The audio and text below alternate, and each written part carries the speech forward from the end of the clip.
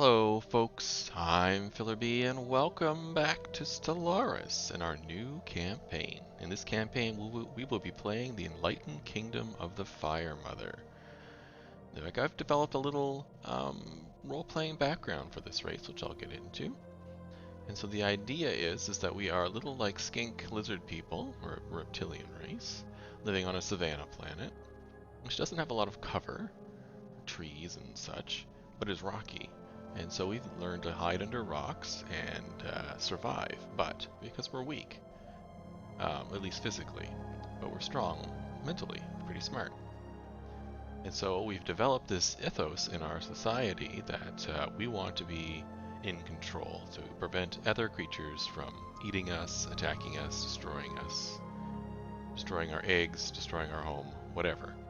And so we've developed a society of sort of a warrior mentality that we need to be the strongest, and strong means good. And strong in our case is also crafty, like smarts strong. Good tacticians, good strategists, that kind of stuff. As well as we want to be authoritative. We need one state to control everything, and the strongest smartest in our case, should control that. And that brings us to the Enlightened Monarchy idea.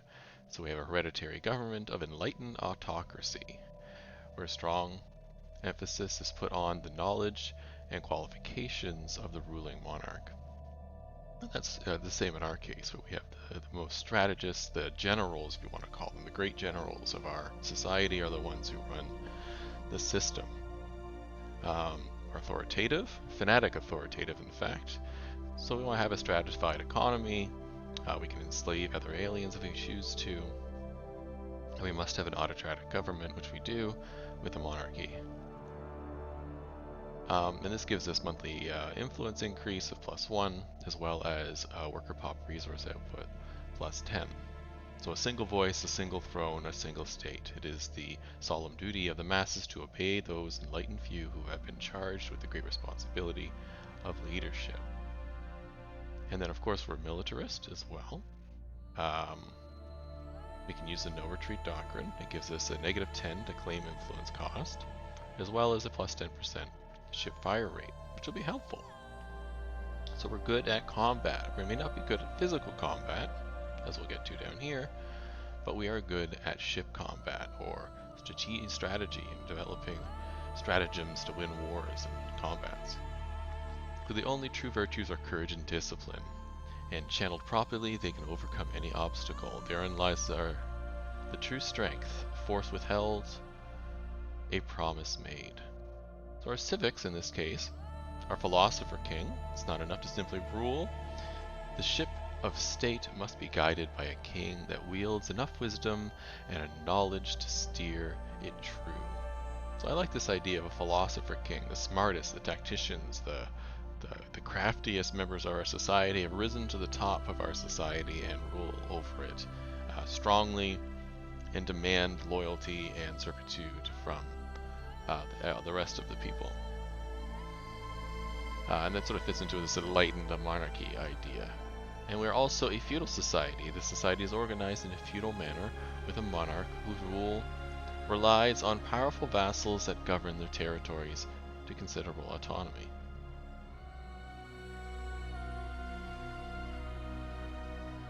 In this case, your leaders do not cost unity to upkeep, which is excellent. There are a small drain on most playthroughs when you're playing an empire, but for us there'll be a no drain. But they cannot be dismissed, so we cannot get rid of leaders we don't like anymore. So if they develop a bad trait, that's not a good thing. And we can't get rid of them. So if they get whatever, there's one where they're like a criminal lord and they add corruption to your planet. Well, there's another one where they're stagnant and they refuse to level up anymore, or can really slowly level up. You can't get rid of these people. But that's okay. And I'll show you why in a minute. In addition, your employed governors generate unity equal to their level. So the more governors we have, the more unity we'll get. So we want to make sure we have a lot of systems with governors. wonder what employed means. I wonder if I can just hire a bunch of governors and have them sit in the queue. Anyhow. Your subjects are gain an additional monthly loyalty and do not suffer penalties for you having multiple subjects, so that's good. Makes it easier to have subjects, which is the goal of this game, which I'll get to. And your subjects have the following, cannot have the following agreements. Expansion prohibited, don't join subject wars, and limited democracy, or diplomacy. So we can't heavily rein in our subjects because it's a feudal society. It's the idea, which I think we're okay with. We're more interested in control and protection of ourselves. And so that makes sense. And leader cost, negative 50%. Our race itself, so we are the Lezombre, which is a portmanteau, or a combination of two words into one word, which that fancy word means. Of two French words for lizard and for shadow or shade. And so I like the idea of lizards that live under the rock or in the shade. So I combine these two into Lezombre. It's Lézard and Ombre. Thought it was fun to bring in a little French as a Franco-Canadian. Why not? Of course, we're in the Savannah habitat, as I already mentioned. We're ingenious, so energy credits from jobs are plus 15%. So we'll always have good energy production, which seems to be a big bottleneck in this game, that you really lose a lot of energy, because a lot of things suck energy out and use it up. And energy is also the universal currency. You can buy everything else with energy, so having lots of energy production is good. We're also intelligent, which I'm into this cool crafty strong as opposed to physically strong idea. Gives us a 10% bonus to all three of our research. And we're talented, which means members of our species are born with a natural aptitude. So again, crafty, smart people, so we gain +1 leader level cap. That means all our leaders will be having a +1 cap to the level they can reach. And you can develop more with technology through the game. We are weak, so species is physically weaker than average, making them poor fighters on the ground. So we did negative 20% army damage, which is really bad, especially for invading worlds, which we'll have to do. So we'll have to find a way around that. Perhaps we'll have robots. Perhaps we'll have a slave race that we use. Perhaps a genetically modified race. We'll have to see. As well as worker pop output of negative 2.5%, which is not great, but it's not a particularly overly penalizing negative. There's one tech that gives you a bonus of +5 army damage, and was it plus? I think it's +5, or maybe it's +10 army damage, +5 worker pop output for mining, something like that. But it would offset a good chunk of the weak trait here. And then, of course, non-adaptive. I like the idea of us being really well suited to this savannah-style lifestyle, living under the rocks, without any cover. We've become very adapted to this thing, but we'll find it much more difficult to adapt to other things. And we just don't like it, right? We don't know it, we don't like it. We'd rather have somebody else live there and we control them, as opposed to us trying to live there. That brings us to the idea of two things I want to do as sort of the role-playing motivation of this race. One is, and we'll get to the Imperial Fiefdom in a second.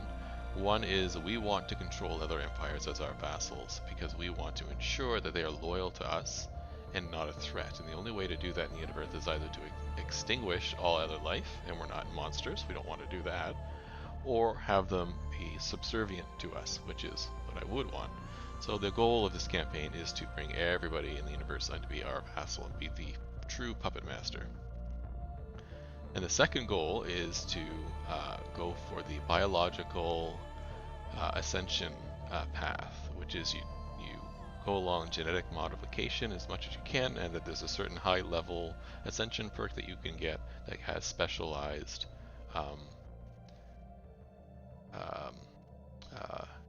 what do you call it? Genetic modifications that are really good for races, and we can do something like overcoming the weak trait with that, or overcoming this non-adaptive trait by specializing our race to live on certain worlds. Maybe we'll develop a version of the Lezombre who can live on arid worlds, and another version who can live on desert worlds, and perhaps one that can live in tropical worlds.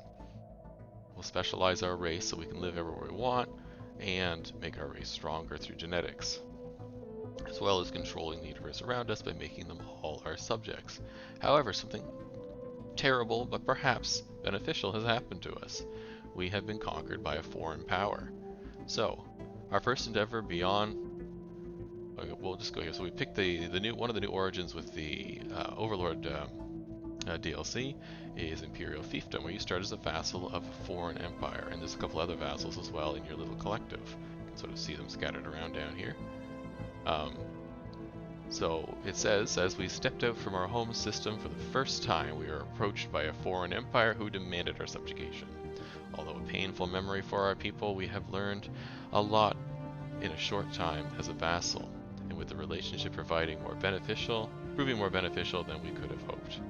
So here's that idea that we got conquered, we didn't like it, but now we've learned that maybe this is the best way to rule the universe, and so we shall seek to overthrow our overlords and become the masters in turn. We are not the only vassal of our new overlord, as we've had the chance to meet diplomats and ambassadors from some of the other empires under their thumb. We do not see quite eye to eye with some of them, but we believe they will prove to be useful allies for the time being. Although we are looking forward to the day when we can once again decide our own fate, we will accept our subject nature for now, and make the most of the situation we have been put in. So that brings us to sort of the beginnings of our empire here. So let's have a little look-see at what's going on. Here's our home system. We got a single, I think this is a Class B star, yeah. Big blue star. In our system here, we got just a 1-star handful of planets. Let's grab our construction ship while I'm sitting here. We'll get this mining station going. And then we'll take a look at our neighbors here. So we are... Looks like we are further up the arm from our Overlord, which is useful. We'll want to cut them off so they can't take all this territory from us. So we'll need that and this to do that. At least that and this. But if we can get even further, that would be better. So we want to move this way as fast as possible. So with that in mind, let's send you over here to survey that so we can get over here and go colonize this one, or build a station here, build a station here, and that'll cut them off at least from going up this way, and then we'll try and fill in based on if these systems are worth anything. Now that said, let's take a look down here. So we've got 1, 2, 3, 4 other vassal races. You can tell they're only the single planet, and our master race here. Our master race has a gateway in their system, which is interesting. And they are the Holy Buhondan Empire. They're a xenophilic militarist materialist. That's a fun little symbol. Our fungoid race, who has a Gaia world preference. I think they always start as Gaian world due to these overlords. And they're our overlord. Alright. And then the 4 other races, looks like we got a lithoid race, who's a xenophobe, fanatic spiritualist, an evangelizing zealot. Sometimes that word's a little hard to say. So we may or may not get along with them, but they're there. Okay. This race here on the other side are slaving despots. They're an authoritarian materialists. They're another fungoid race, and they prefer arid worlds. I believe this one preferred Arctic worlds, yeah. Okay. And then we got honor-bound warriors, which are spiritualist militarists, and they are anthropods who prefer continental worlds. We could probably get along with them. Oh, I should establish embassies with all these guys. Let's do that real quick. It's good to have embassies. It gives a little boost. I think it reveals a little bit of information. Not a ton, but a little bit of information. I should have an embassy here as well, since they're my overlord. And let's improve relations with the overlord, because that seems smart. And the last race is a peaceful trader. Oh good, that's our direct neighbor here. So they're a xenophile materialist. Fungoids who prefer ocean worlds. think this will become our closest ally, and we want to box them in. So there we go, and you can see the universe here. We're sort of on this spiral arm, partway up this arm, which is probably not the most ideal position. I kind of prefer to be right against the core, or like over here, or up on the edge, like right here. Then you can expand without having to worry about one side of your empire. But that's what it is. So let's pick our techs. I think research for research is good. Unity at the beginning is really good. Let's get that. And I think strikecraft is good, but I think research for research is good. Let's do that. Alright, so that's pretty good. I don't think I need to do anything else. So let's unpause. I'll take it to 2. We could, sure, say hi, and then we get to pick the kind of vassal we are. This is sort of unique to this particular origin type. You get to pick one of the new kinds of vassals out there, either the Bulwark, the Prospectorium, or the Stellarium. So it says here, we are proud to welcome you. After careful consideration, we have decided to invest a significant amount of resources into helping you specialize your empire.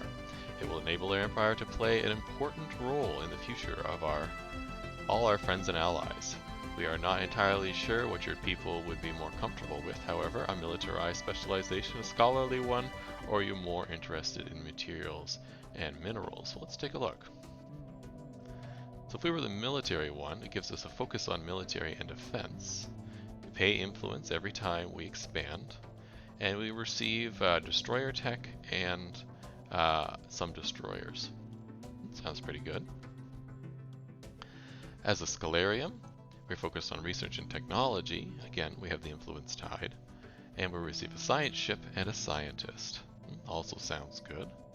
And at the Prospectorium, we're focused on minerals and strategic resources.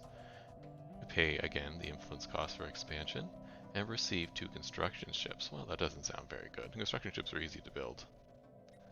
So it's between the Stellarium and the Bulwark. We are a militarist race, the Stellarium and crafty, so those both fit. I think I'm going to go for the Bulwark. If you want more information, you can click on these things and it gives you a bunch of stuff. So let's read this one for the Bulwark. So we're probably going to choose the Bulwark. A tendency towards violence. Is that it? A Bulwark, as we usually refer to them, our empire is specialized in military affairs. It means that we would support you with some basic materials and food on a monthly basis so you could set aside a larger part of your empire to focus on war. In turn, we'd expect you to help defend against external threats and play an important role at the borders of our allied space. Does that sound agreeable to you? Yeah, sure, let's do that. Technology secured. So we're becoming a Bulwark. Let's pause for a second here because we're getting a whole bunch of stuff coming in. So Bulwark, we got the destroyer tech, excellent. And our embassies were all accepted. Sounds great. And here's our ships, so let's bring them together. Receiving communications. So we have 5 destroyers and 3 corvettes. So let's go to the ship designer, bring this down to speed. Let it run. But when I should build another science ship, because we're going to need it. It's always good to have like 2 or 3 science ships at the beginning, maybe 4 if you can field it. I probably won't need 4 because I'm the vassal. If we're playing an independent, I might want that many. Okay, ship designer.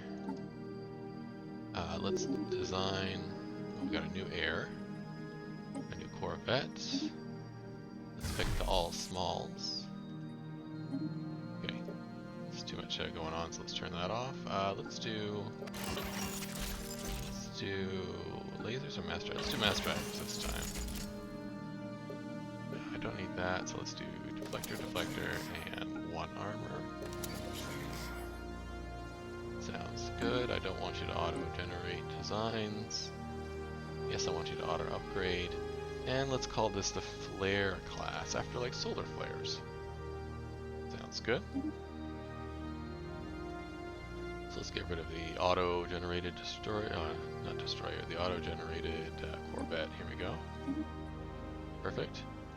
And then let's design a destroyer. So for the destroyer, the large maybe? Sure, let's do the large on the front and medium on the back. I don't know if that's a good idea. We'll do mass drivers again.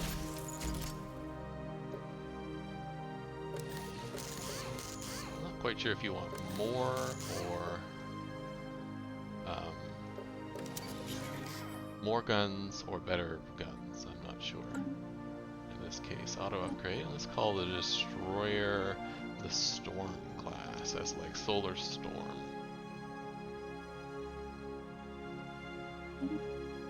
There we go. And we'll get rid of that. And we'll call that done. I don't want to recruit a leader yet because we don't need one. Let's upgrade the 8 ships. Receiving communications. These upgrading? Yes, they are. Okay. Alright, what do we have? We have research agreement from you, I suppose. I do want a research agreement. If I had a research agreement from you, I might be able to get something. Let's see. Very clear. I have one with you.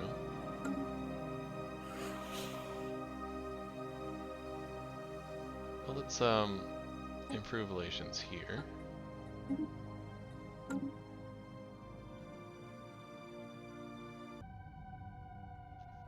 Sorry for the little cut there. I had an important phone call come in and had to take it.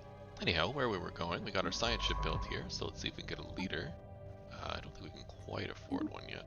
Oh, we can. Oh, we have a discount, that's right.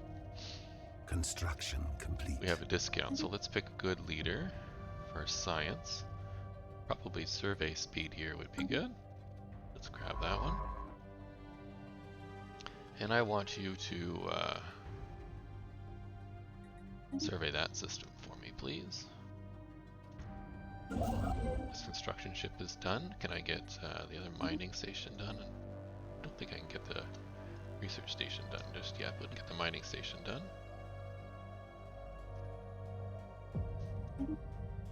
These are all people making deals with each other. Let's check on these guys again. Research agreement. What can I learn from them?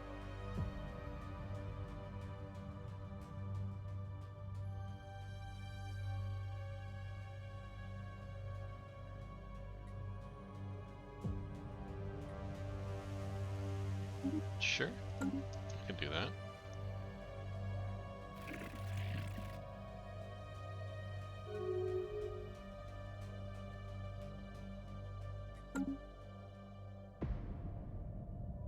So our research is 63, which is not too bad. We're now bulwark, which is good. And we'll take a look what that means in just a second. We got FTL inhibitors. Interesting. Is that from the being a bulwark? It's a level 1 bulwark. As a subject, we get defense platform damage of plus 50%, defense platform hull points and plus 50. The build cost is negative 25. The upkeep is negative 25. We get plus 2 defense platforms. We get star-based damage of plus 50%. Hull points of plus 50%. But our energy credits, minerals, and food are all down by 20%. Well, that's annoying. But doable, I guess. We gain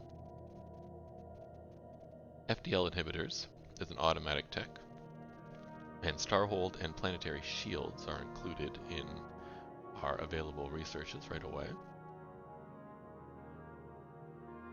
The Starbase upgrade cost is negative 20% and the upgrade speed. So we can upgrade our starbases faster and cheaper. That's pretty good. The Overlord Relay Network modifier gives us a negative 10% to crime and a plus 5% to stability, right? And friendly ships in owned systems have a 100% boost to shield hit points. Okay, that's good. When we get to level 2, we can see what's going on. Looks like we increase our defense platform damage and hull points more up to here, as well as gaining access to modular engineering and star fortresses. Inside a friendly system, it looks like we get evasion and tracking and ship fire rate and more shield hit points. And our admirals get better. Admirals can be traded with the Overlord, an admiral level cap of +2. Alright. And the last, we get access to the Citadel. We get Bulwark Battle Right. All friendly ships and system get hull regen, hull hit points, and armor hit points, which is very cool. And then we also get hostile ships in our own systems get negative hull regen, and unyielding tradition tree completed. If we complete that, we get additional hull regen, negative hull regen of 0.2, so we get negative 0.5 hull regen, so slowly losing hull over time. Currently Overlord is building Overlord Garrison in our system, which is not surprising. Cool. Well, we'll continue on our way here and see what we can do.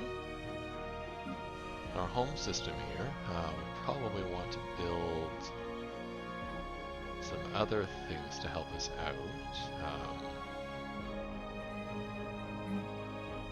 We're going to need entertainment, so let's build the entertainment building. I need 400 for that. Construction For that. In the meantime, spend these resources a little bit, but we do need 400 to get the entertainment forum going.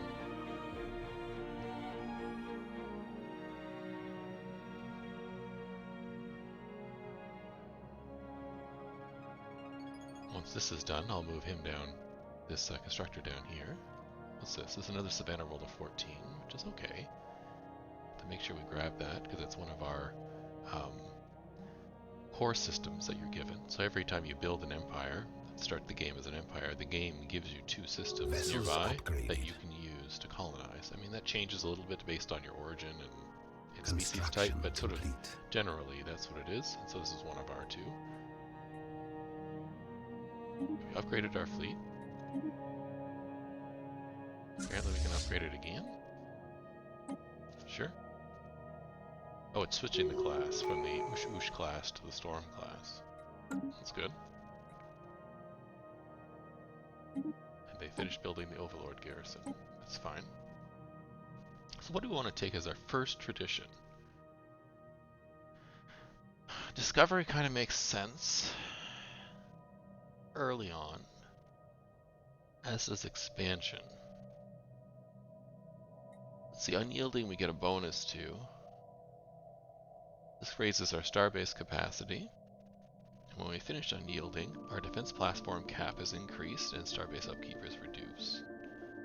We also get defensive armies now produce unity and have more health. Starbases and defense platforms have more hull points and damage is increased. Starbase capacity goes up again. Orbital bombardment damage. And while in defensive war, our ship build speed and fire rate is increased. This is interesting, but it's not really where I want to go. So I'll talk about a few that I'm interested in. Expansion is good, because influence cost and new colonies start with more pops and pop build speed. These are all very good. Starbase upkeep is okay. Empire size from colonies is also okay. That keeps down this number here. When this size goes over 100, you get negatives to tech and some other things. So expansion is good. Domination is good because that fits into our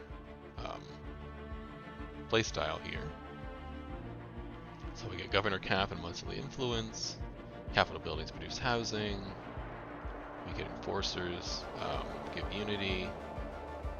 Resource output for workers and slaves increased by 5%, and we get more edicts and a ruler level cap. That sounds pretty good. As well as clear Walker class goes down, and empire size per pop goes down. That sounds pretty good. Supremacy is probably as well as what we want to do. So we get naval capacity and army damage. So this would offset the negative 20% army damage we have by taking that, so bringing us back to the sort of flat normal.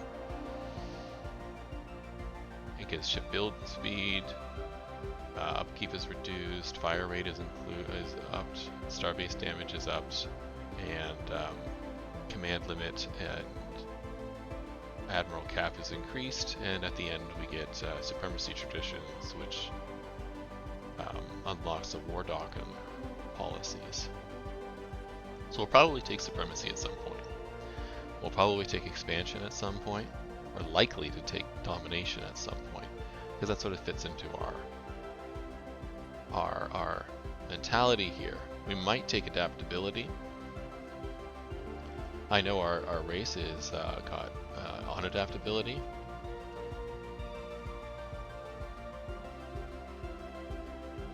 But I think it might be a good idea. Maybe not actually. We'll see. Diplomacy might be good because it helps with controlling your vassals and getting vassals, perhaps peacefully, as well as through domination. Discovery is good for tech and scientist growth. Mercantile, not so sure about this one. You get some trade value stuff. Maybe. Prosperity is pretty good. We might do that one. Probably prosperity. Probably some supremacy. Definitely expansion. Probably domination. So we get 1, 2, 3, 4, 5, 6, 7. So that's 1, 2, 3, 4. Harmony's always good. So 5. 6 will be to discovery, and then maybe adaptability or maybe unyielding. Yeah. Let's do discovery right away. Because immediately it gives us nominal research speed, which is good. That'll help speed up our discovery of this area. And then we can also get survey speed increased with the first tradition, like sub-pick. Good, you're done there, so please come over here and we could build a station over there.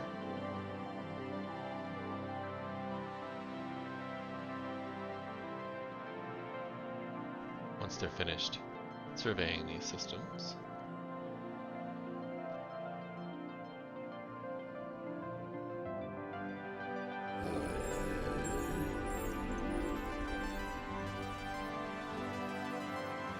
Improve relations with these guys yet? Sure, let's stick this one, improve relations there. And let's improve relations here with this one. Let's see what this will give us. Doesn't say.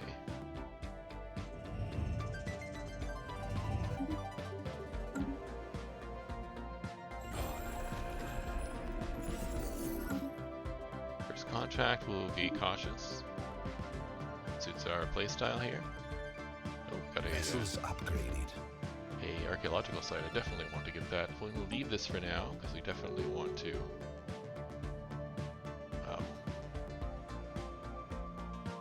claim this system as fast as we can. Okay, that's done. Okay, I see him move here, so I'm going to move here. Survey that system. This system is ready to be claimed. I'll have to claim this system pretty quick too. Because if we only have one system claimed, they can often jump over by paying a higher influence cost, and they're willing to do that. But once you have 2 jumps, it becomes almost prohibitively expensive for them to do that. So I want to make sure we don't allow that to happen. Anyhow, I think that's a good start for this system.